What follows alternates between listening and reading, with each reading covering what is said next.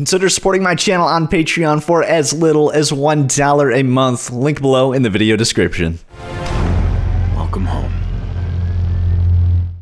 Alright, so we just got an official explanation from Bethesda for how the Brotherhood of Steel are in Fallout 76's West Virginia. People have been complaining that the Brotherhood doesn't make any sense in West Virginia and that Bethesda was retconning them into the game. I even posted a video yesterday where Pete Hines said in an interview that all of it would be explained in the game itself. People still didn't accept that response and continued arguing that it was impossible to fit into the lore in any way. Unfortunately, for all the people that wanted to learn about the story in Fallout 76 themselves, it seems like that pressure of hate has forced Bethesda to spoil a part of the game just to calm down the lore buffs. Again, this is why you need to wait for the game to come out before you start bitching about something that we don't have all the information on yet. So what was Bethesda's explanation? Well, today on the Fallout Twitter, they tweeted the following. November 2077, a month after the Great War, Army Captain Roger Maxson arrived with survivors at the California bunker of Lost Hills. There he formed the Brotherhood of Steel, who used a functioning satellite to extend their reach across America, all the way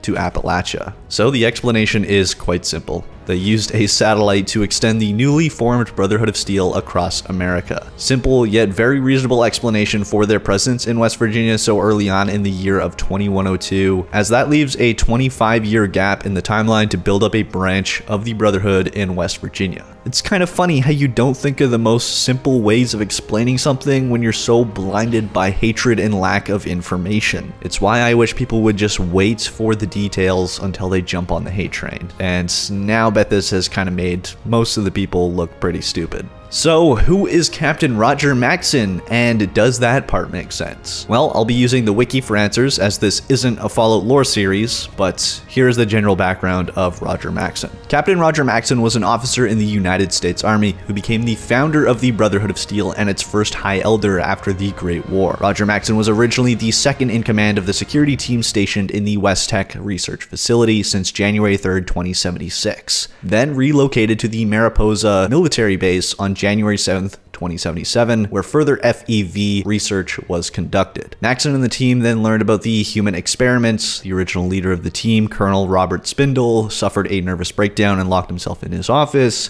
which resulted in Maxson assuming his command. Captain Maxson took control over the entire base, interrogated the scientists, then after interrogating the chief scientist Robert Anderson and learning what was really happening in the base, Maxson executed him. 2 days later, Spindle committed suicide and Maxson ordered all the scientists to be interrogated and finally executed. Confused and detached, Maxson declared himself and his men in full desertion from the army via radio. However, no answer came in as the political situation was at its climax and the Great War was at hand.